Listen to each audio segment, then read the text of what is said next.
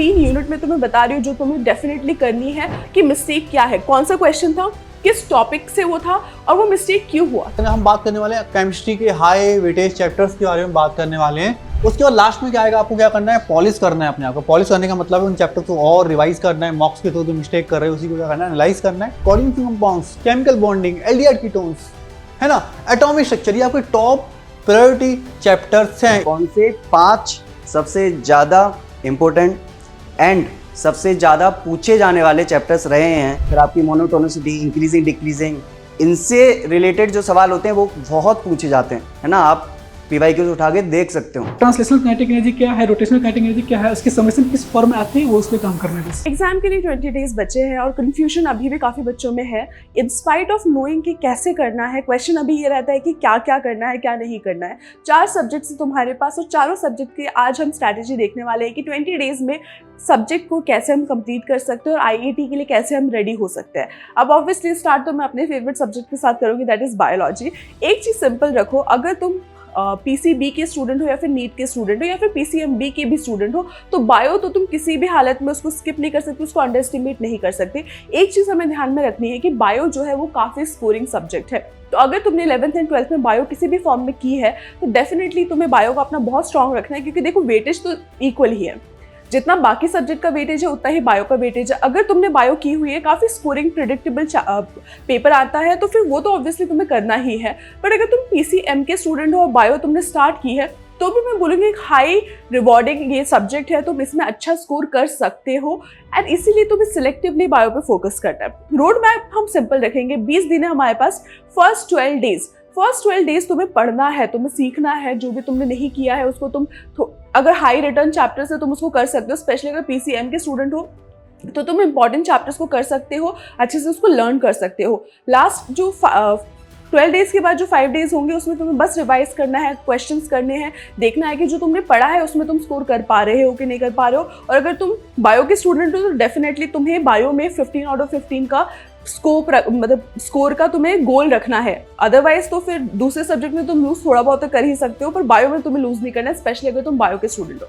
PCM के student हो तो बायो के जो सिलेक्टिव चैप्टर्स है उस पर तुम्हारा बहुत हाई फोकस होना चाहिए। 5 डेज जो बचेंगे, 12 डेज तक तुमने लर्न किया, सब कुछ अच्छे से किया। 5 डेज में तुम्हें क्या करना है, जो भी तुमने लर्न किया उसमें तुम्हारे मार्क्स आ रहे हैं कि नहीं आ रहे हैं, और जो भी एरर्स हो रहे हैं, जो भी गलतियां हो रही है उसको तुम्हें क्या करना है, करेक्ट करना है। लास्ट के 3 डेज में सिर्फ रिवाइज करना है और कुछ नहीं। एंड क्वेश्चन प्रैक्टिस सीरीज हम लेके ही आ रहे हैं। मैं वहाँ पे तुम्हें यूनिट वाइज सारे चैप्टर्स के जो इंपॉर्टेंट क्वेश्चन है वो मैं करवाने वाली हूँ। 100 क्वेश्चन सीरीज भी आएगा, तो प्रैक्टिस जो है वो तुम्हें हमेशा अपनी हाई रखनी है।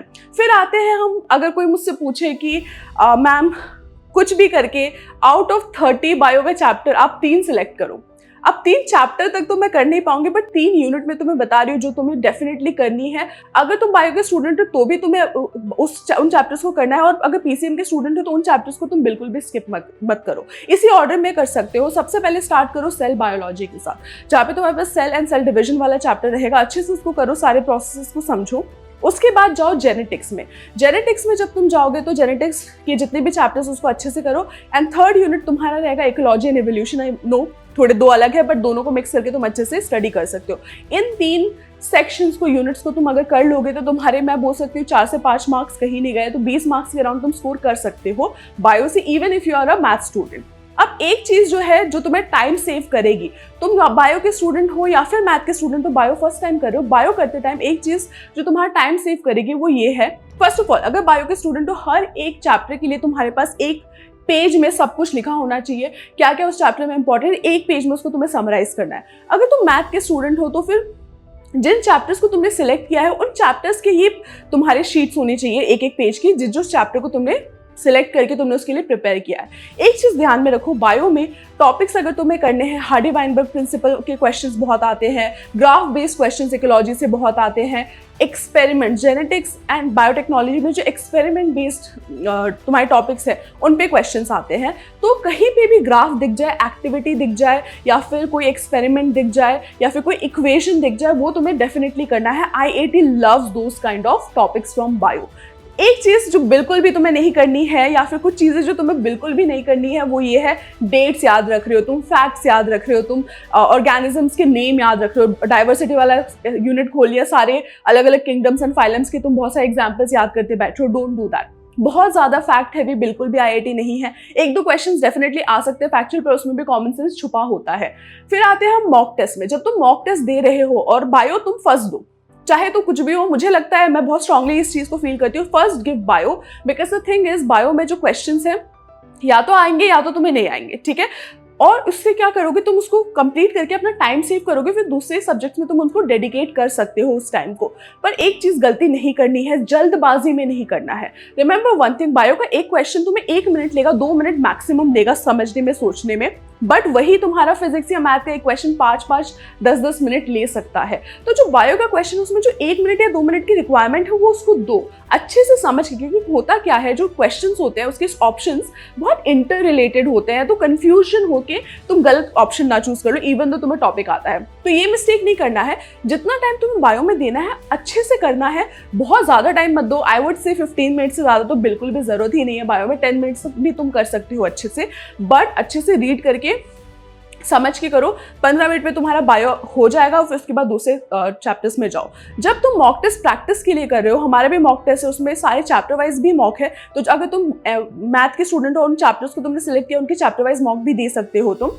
और जब तुम फुल लेंथ मॉक दे रहे हो, ये नोट करो कि तुम्हारी जो गलती है वो क्यों हुई। एक नोटबुक मेंटेन करो जिसमें लिखो कि मिस्टेक क्या है, कौन सा क्वेश्चन था, किस टॉपिक से वो था, और वो मिस्टेक क्यों हुआ। क्या तुमने सिली एरर किया, मतलब हो सकता है टाइम तुमने इनफ ना दिया हो, या फिर क्या तुम्हें वो टॉपिक आता नहीं है, मतलब याद नहीं था, तो उसको रिवाइज करो, स्पेशली अगर वो तुम्हारे सिलेक्टेड चैप्टर्स की लिस्ट में से है। और एक जो है एंड में एक रोड ब्लॉक आता है, एक डीमोटिवेशन वाला टाइम आता है एग्जाम से जस्ट पहले। स्पेशली बायो में प्रॉब्लम क्या होती है, क्योंकि इतना इन्फॉर्मेशन हैवी ये चैप्टर है, काफ़ी बार हम पढ़ते पढ़ते हमें लगता है हमें कुछ याद नहीं है। स्पेशली पहली बार अगर बायो कर रहे हो, इतना सारा इन्फॉर्मेशन तुम्हारा ब्रेन रिटेन करने में थोड़ा सा स्ट्रगल करता है।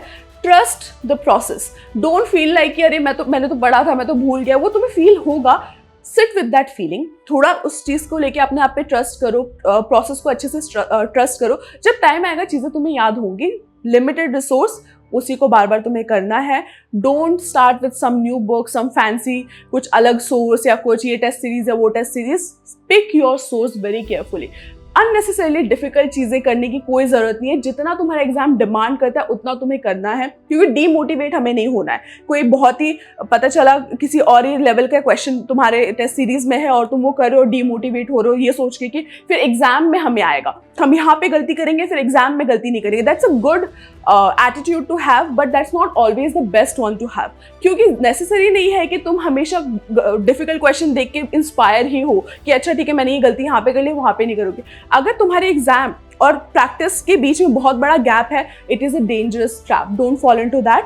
Pick your proper test series, pick the right thing and then stick to it. Don't go इधर उधर के सोर्सेज पे मत जाओ। And all the best, keep studying. And दूसरे जो सब्जेक्ट्स हैं उसका अच्छे से सेम चीज़ तुम्हें नोट करना है एंड अपनी स्ट्रैटेजी पे स्टिक करना है। हेलो बच्चों, तो अब हम डिस्कस करने वाले हैं आपको केमिस्ट्री को लास्ट के 20 डेज में कैसे रिवाइज करना है। ठीक है, तो स्टार्ट करते हैं। हाँ, हमारा क्या है 20 डेज का स्प्रिंट है, तो स्टार्ट करते हैं यहाँ पे। और आपको क्या करना है, आपको जो आपकी स्टडीज़ हैं, आपको जो अपनी प्रिपरेशन है वो 3 फेजेस में करनी है। पहले क्या करना है, आपको एनसीईआरटी से गो थ्रू होना है। जिन बच्चों को एनसीईआरटी टफ लग रही है वो क्या कर सकते हैं, मेरे क्लास पे के आईआईटी के लेक्चर्स देख सकते हैं, जहाँ पे मैंने शॉर्ट फॉर्म में क्या किया है, हर एक चैप्टर को क्या किया, एक्सप्लेन किया। इससे आपको एनसीईआरटी की लर्निंग क्या हो जाएगी, काफ़ी ज़्यादा ईजी हो जाएगी। और आईआईटी के जो क्वेश्चन है वो एनसीईआरटी बेस्ड क्वेश्चन रहते हैं, बहुत ज़्यादा डिफिकल्ट क्वेश्चन नहीं आते। तो आप क्लास पे लेक्चर दे सकते हो, उसके बाद आप एनसीईआरटी को रेफर कर सकते हो, थोड़ी क्वेश्चन की प्रैक्टिस कर लोगे, वो आपके लिए मोर देन इनफ हो जाएगा। ठीक है, उसके बाद आपको क्या करना है, मॉक कर देना है। ठीक है, इसलिए मॉक देने से पहले आपको एनसीईआरटी का अच्छे से आइडिया होना चाहिए। तो एनसीईआरटी हमने कवर किया, तो 1 से लेके डे 1 से लेके डे 10 तक हमने क्या किया, एनसीईआरटी को रीड किया, या हमने क्लास पे क्या देख लिया, हमने वीडियो लेक्चर्स देख लिए। ठीक है, उसके बाद क्या किया, हमने मॉक्स दिया और मॉक्स को क्या किया, एनालिसिस किया कि कहाँ पे हम मिस्टेक कर रहे हैं, किस तरीके के चैप्टर्स में मिस्टेक कर रहे हैं, किस तरीके के क्वेश्चंस में मिस्टेक कर रहे हैं। उसके बाद हम क्या कर रहे हैं, अपने जो हमारा जो मॉक्स है, मॉक्स के थ्रू अपने चैप्टर्स को और क्या कर रहे हैं, हम पॉलिश कर रहे हैं। ये अपनी स्ट्रेंथ को क्या कर रहे हैं, हम और ज़्यादा इम्प्रूव कर रहे हैं। ठीक है, यहाँ पे आप सीट बना सकते हो आप, और एनालाइज कर सकते हो, आइडेंटिफाई कर सकते हो किस टाइप की मिस्टेक्स आप कर रहे हो, कि कौन से चैप्टर्स में आप वीक हो। ठीक है, अब इसके अलावा अब हम किसके बारे में बात करने, हम बात करने वाले हैं केमिस्ट्री के हाई वेटेज चैप्टर्स के बारे में बात करने वाले हैं। जैसे यहाँ पे आप स्ट्रक्चर ऑफ एटम की बात करोगे, हर साल ऑलमोस्ट 2 क्वेश्चन के आते हैं। केमिकल बॉन्डिंग की आप बात करोगे, वेस्टफोर्ड थ्योरी, हाइब्रिडाइजेशन, एमओटी से हर साल 2 क्वेश्चन के अराउंड क्वेश्चन आ रहे हैं। ऐसी आपका कोऑर्डिनेशन कंपाउंड से भी हर साल क्वेश्चन आ रहे हैं। तो ये आपके क्या है, अराउंड 9 से 10 ऐसे चैप्टर्स है केमिस्ट्री के जहाँ जिनका वेटेज क्या आईआईटी में बहुत ज़्यादा है। तो इन चैप्टर्स को आपको क्या करना है, डे बाई डे आपको कवर करना है। तो बता रखा है मैंने, डे 1 से लेकर डे 10 तक आपको क्या करना है, केमिस्ट्री के पर्सपेक्टिव से ये चैप्टर्स आपको क्या करने हैं, कवर करने हैं। इसमें से पहला हो गया atomic, chemical bonding, coordination, D block and F block, है ना, thermodynamics, electrochemistry, solution, GOC, haloalkane, aldehyde and ketones. तो ये आपके कवर होने चाहिए। आईआईटी में काफ़ी वेटेज है इन चैप्टर्स का। अब इसके बाद हमारे चैप्टर्स तो प्रिपेयर हो गए। अब हमें क्या करना है, मॉक्स, और हमें क्या करना है, उनका एनालिसिस करना है कि कहाँ पे आप मिस्टेक करें। तो हमने पहला मॉक दिया है ना, तो आपको पता लग जाएगा आपका कितना स्कोर आ रहा है। उसके अलावा आपको क्या करना है, उसको एनालाइज भी करना है। तो हमने क्या किया, अगले दिन क्या किया, नेक्स्ट डे उसको एनालाइज किया।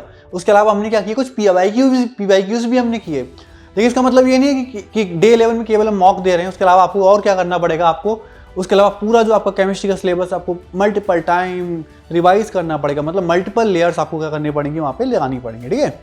ऐसे फिर हमने मॉक 2 दिया, उसका एनालिसिस किया, मॉक 3 दिया, उसका एनालिसिस किया, और साइड बाय साइड क्या कर रहे हैं, हम पीवाईक्यूज करते जा रहे हैं। इससे हमें कमांड हमें आ रहा है कि आईआईटी के क्वेश्चन किस टाइप के आते हो और हम किस तरीके से क्वेश्चन को क्या कर रहे हैं, सॉल्व कर रहे हैं।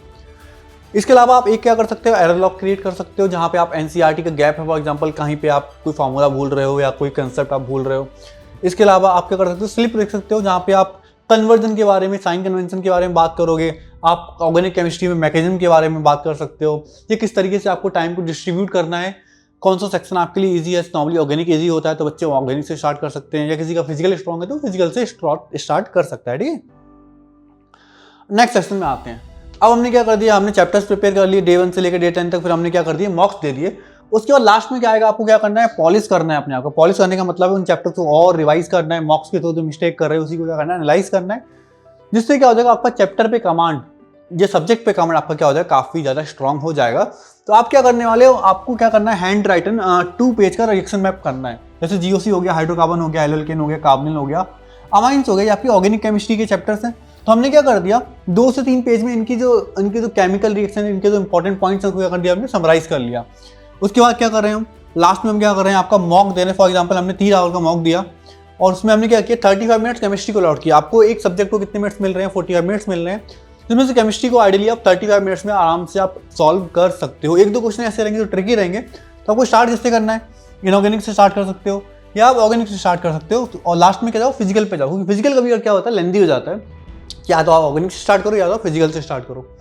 उसके अलावा आपको करना है, लाइट रिवीजन करना है। आपको ऐसे टॉपिक्स भी करने हैं जिसका वेटेज क्या होता है, कम होता है, लेकिन बहुत हल्के होते हैं। फॉर एग्जाम्पल पीरियोडिक बहुत लाइट है, केमिकल इक्विलिब्रियम लाइट है, आयनिक इक्विलिब्रियम लाइट है ना, तो वहाँ से भी क्वेश्चन आ जाते हैं। उसके बाद क्या करना है, आपको प्रॉपर रेस्ट करना है और आपको विजुलाइज करना है। आपको अपने आप पे कॉन्फिडेंट रहना है ना। डिसिप्लिन चाहिए, और हमें क्या चाहिए, कंसिस्टेंसी चाहिए, और हमें अपने आप पे क्या चाहिए, कॉन्फिडेंस चाहिए। ये 3 चीज़ें आपको मिनिमम आपके पास होनी चाहिए कि मतलब आपके पास बिल्ड इन होनी चाहिए। क्योंकि आइसर्स जो होते हैं वो इस तरीके के बच्चे चाह रहे हैं जो क्या कर पाएँ, जो केवल रोट लर्निंग में बिलीव ना करें, जो कंसेप्ट को समझें उस हिसाब से क्या करें, अडेप्ट करें। तो हमें अडेप्टेशन आना चाहिए। उसके लिए हमें कंसेप्ट की क्लियर अंडरस्टैंडिंग होनी चाहिए, फॉर्मूलेज के बारे में क्लियर आइडिया होना चाहिए कि अगर मेरा क्वेश्चन चेंज हो रहा है तो किस तरीके से I need to think about it. Research का मतलब क्या है, it's not a rote learning. You have to, जब क्वेश्चन चेंज होगा, जब अप्रोच चेंज होगी, आपको उसी तरीके से क्या करना है, अपने मेथड्स को क्या करना है, चेंज करना है, ठीक है। तो ये हो गया, और उसके बाद नेक्स्ट स्लाइड पे आते हैं। तो अब आपको क्या करना है, पीवाईक्यूज का आपको डेटा है आपके पास, पीवाईक्यूज में कितने साल में कितने चैप्टर से कितने क्वेश्चन आए हुए हैं। तो आपके पास ये 3 चैप्टर के मैंने नाम दे दिए। कोऑर्डिनेशन कंपाउंड्स, कितने सारे क्वेश्चन आए हैं, समझ रहे हो आप, 20% क्वेश्चन आए हैं इसमें से। केमिकल बॉन्डिंग कितना वेटेज है, 15% वेटेज है। एल्डिहाइड का कितना वेटेज है, 13% वेटेज है। मतलब कहने का मतलब ये टॉप प्रायोरिटी चैप्टर्स हैं, coordination compounds, chemical bonding, aldehyde ketones, है ना, एटॉमिक स्ट्रक्चर, ये आपके टॉप प्रायोरिटी चैप्टर्स हैं। इनको अच्छे से कवर करके जाना है आपको, ठीक है। और ये आपका स्कोर को क्या कर देंगे, काफ़ी ज़्यादा बूस्ट कर देंगे, ठीक है। तो इतना ही हम रखेंगे केमिस्ट्री के लिए। इसके अलावा आप अदर सब्जेक्ट्स के भी सर आपको बताएंगे कि किस तरीके से आपको क्या करना है, प्रिपेयर करना है। All the best. हेलो बच्चों, सो जैसा कि अभी केमिस्ट्री एंड बायो के लिए आपको मैम एंड सर ने अभी बताया कि आपको लास्ट के 20 डेज़ में क्या करना है, क्या आपकी स्ट्रेटेजी रहनी चाहिए, एंड कौन सी चीज़ें करनी है, कौन सी चीज़ें नहीं करनी है ना, वो सारी चीज़ें आपको अभी डिस्कस की गई हैं केमिस्ट्री एंड बायो के लिए। तो वैसे ही मैं आपको बताने वाला हूँ कि मैथ्स में आपको लास्ट के 20 डेज़ में क्या करना है, क्या नहीं करना है, कौन सी चीज़ें आपके लिए बहुत इंपॉर्टेंट रहेंगी, जिससे आप अपने टाइम भी सेव कर पाओ एंड अपने मार्क्स को मैक्सिमाइज कर पाओ। ठीक है, चलो स्टार्ट करते हैं। सबसे पहले मैं आपको बता देता हूँ कि कौन से 5 सबसे ज़्यादा इम्पोर्टेंट एंड सबसे ज़्यादा पूछे जाने वाले चैप्टर्स रहे हैं on the basis of last year PYQs। ठीक है, ये चीज़ आपने भी ऑब्जर्व की होगी कि लास्ट ईयर की PYQs में कि मोस्टली जो पार्ट रहता है, ठीक है ना, किसी भी ईयर का आप क्वेश्चन पेपर उठा के देख लो तो वो मोस्टली जो पार्ट होता है वो कैलकुलस वाला पार्ट होता है। इवन अगर मैं आपको एक रफली आइडिया भी दूं तो ऑलमोस्ट 50% जो क्वेश्चंस होते हैं 15 में से वो आपके कैलकुलस में से ही होते हैं। ठीक है ना, बाकी जो बचे हुए क्वेश्चंस हो गए उसमें अलजेब्रा, आपकी coordinate geometry and vector 3D वगैरह उसमें आ जाएगा। ठीक है ना, कैलकुलस का जो कितना ज़्यादा इंपॉर्टेंट है कैलकुलस वाला पार्ट वो आपको अभी तक रियलाइज हो गया होगा, राइट। यहाँ पे मैंने 5 आपको चैप्टर्स बताए हुए हैं जो कि हाँ जाहिर सी बात है सारे के सारे आपके कैलकुलस के ही हैं, जिनको आपने बहुत अच्छे से कर लिया अगर, ठीक है ना, तो आपके मार्क्स कहीं नहीं जा रहे अच्छे खासे। ठीक है ना, क्योंकि आधे क्वेश्चंस है ना, 50% क्वेश्चंस जिस पार्ट से आते हैं अगर उसको आपने अपनी एक्सपर्टीज ले ली है ना उस फील्ड में, उस वाले पोर्शन में, तो आपके जाहिर सी बात है कि आपके जो मार्क्स होंगे वो बढ़ जाएंगे, राइट।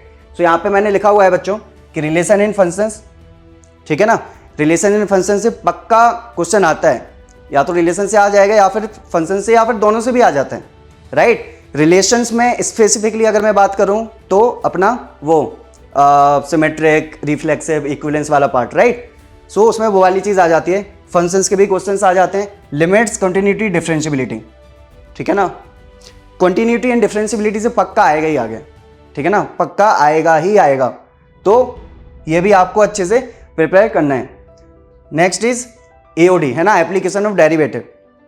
एप्लीकेशन ऑफ डेरिवेटिव में आपका क्या क्या कवर हो जाएगा, maxima, minima, monotonicity, right, local maxima minima वाली चीज़, फिर आपकी मोनोटोनिसिटी, इंक्रीजिंग डिक्रीजिंग, इनसे रिलेटेड जो सवाल होते हैं वो बहुत पूछे जाते हैं, है ना। आप PYQs उठा के देख सकते हो कि बहुत सारे क्वेश्चंस इनसे पूछे जाते हैं, हर बार पूछे जाते हैं, राइट। तो ये वाला पार्ट भी आपके लिए बहुत इंपॉर्टेंट है। इंटीग्रेशन ऑब्वियस सी बात है ना, इंटीग्रेशन तो है ही अपना, राइट, इंपॉर्टेंट पार्ट, तो इसको भी आपको ध्यान रखना है। नेक्स्ट इज डिफरेंशियल इक्वेशंस, ठीक है ना। तो ये आपके 5 चैप्टर्स हैं जो कि बहुत इंपॉर्टेंट हैं एंड इन पे आपको ध्यान जरूर देना है, ठीक है। चलो बढ़िया, नेक्स्ट देखते हैं time saver chapter. Time saver मतलब ऐसे चैप्टर्स जिनको आप कम टाइम में प्रिपेयर कर सकते हो, ठीक है ना। अब उतना टाइम तो अपने पास बचा नहीं है, राइट। तो आप अगर कम टाइम में अपने मार्क्स लाना चाहते हो तो आपको कौन कौन से चैप्टर्स पे ध्यान देना चाहिए मेरे हिसाब से, वो मैंने यहाँ पे आपको बताए हैं, right. Quadratic equations, sequence and series, basic trigonometry वाला part, permutation and combination, statistics, binomial theorem, vector 3D, probability, ठीक है ना।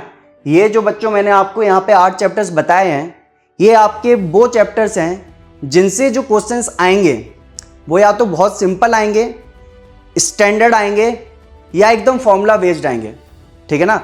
स्टैंडर्ड मतलब जैसे अगर मैं आपको वेक्टर 3D की बात करूँ ना तो उसमें बहुत ही स्टैंडर्ड टाइप के क्वेश्चंस आते हैं, ठीक है ना।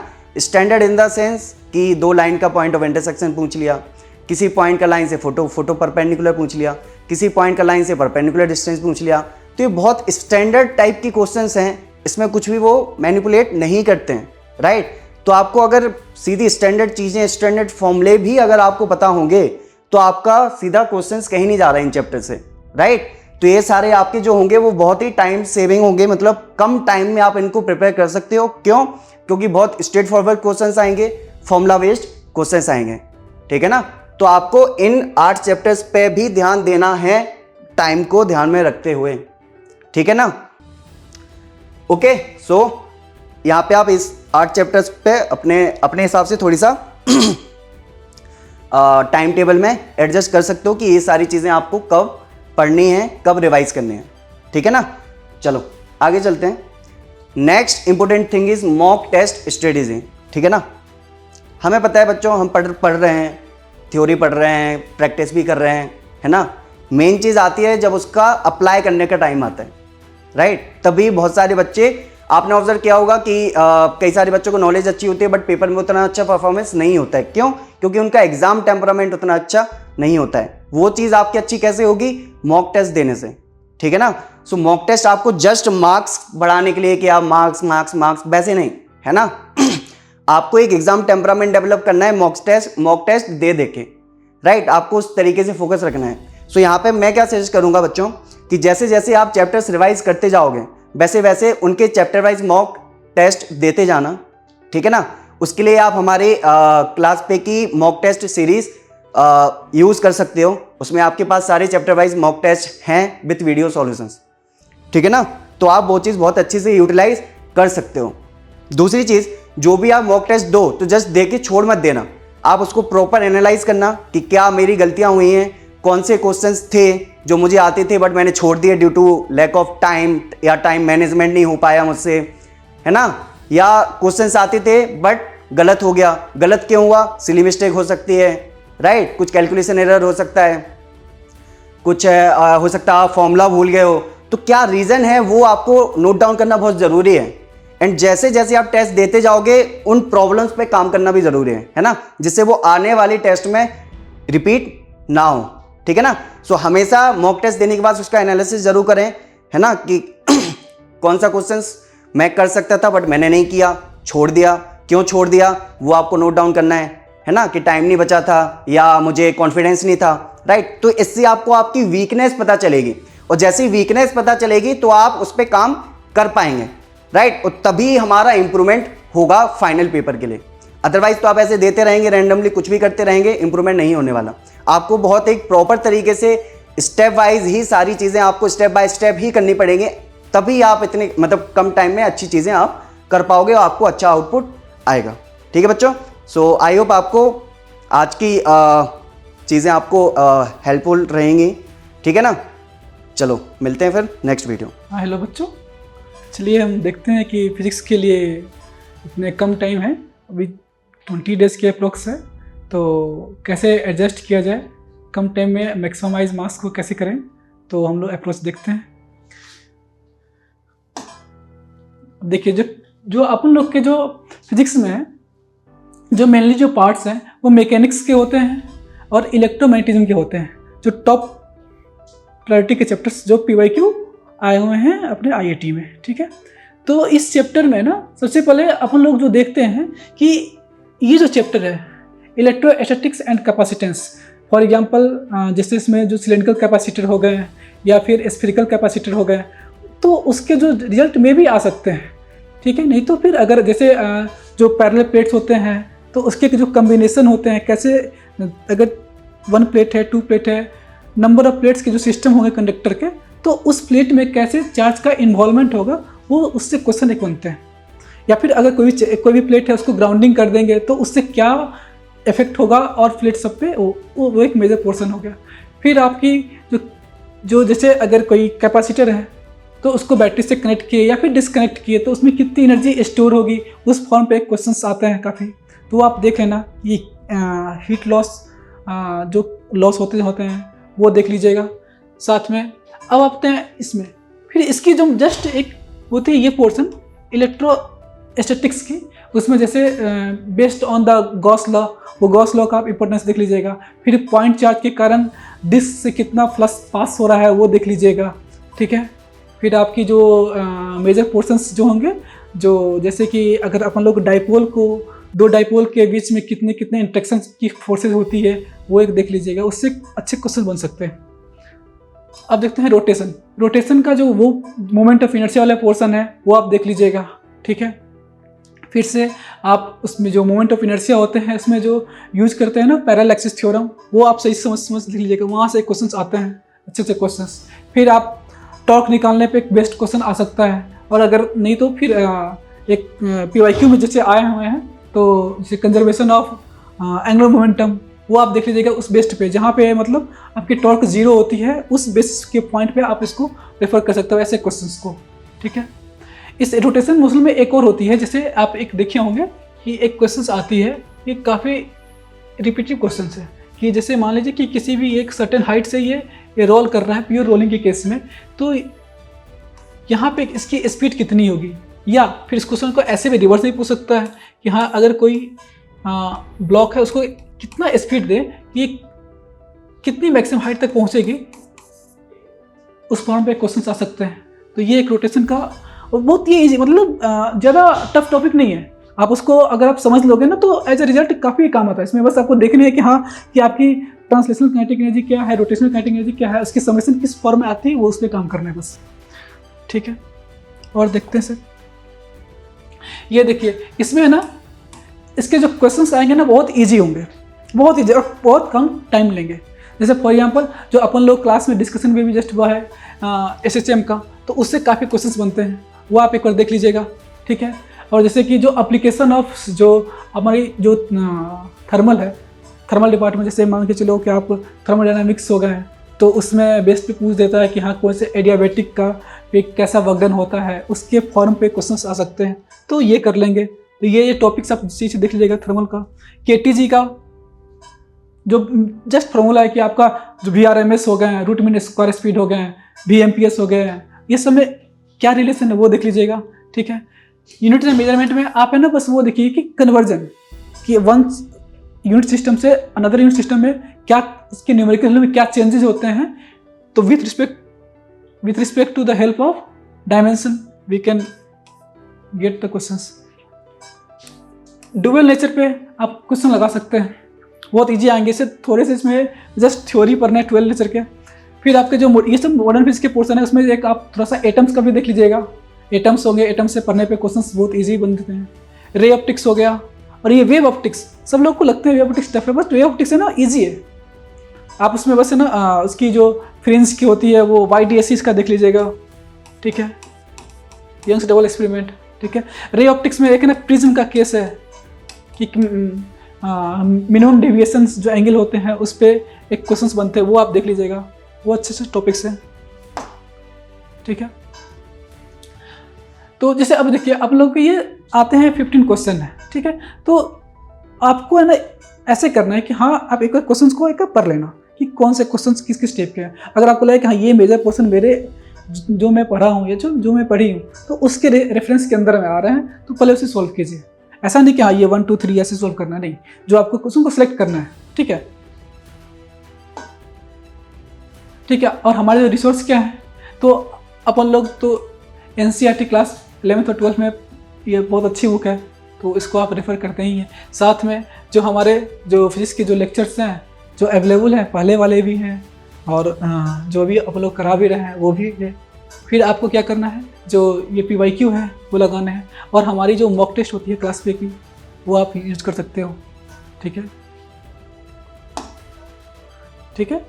तो अपन लोग है ना इसमें है ना, मतलब ऐसा नहीं कि एकदम क्वेश्चंस, ऐसा नहीं कि मतलब ये बल्क में क्वेश्चन आते हैं, लिमिटेड क्वेश्चन है, तो आप है ना अपना एक्यूरेसी को मेंटेन रखिए, बस यही अप्रोच है, ठीक है बच्चे, ठीक है। इसको ऐसे ही सॉल्व करते रहिए अच्छे से, और ज़्यादा वो टेंशन नहीं लेना है, आराम से जो आपकी जितनी लिमिट टाइम है उस टाइम में अच्छे से सॉल्व कीजिए और बार बार रिपीट कीजिए, जितना हो सके मॉक टेस्ट लगाइए क्वेश्चंस के थ्रू, ठीक है।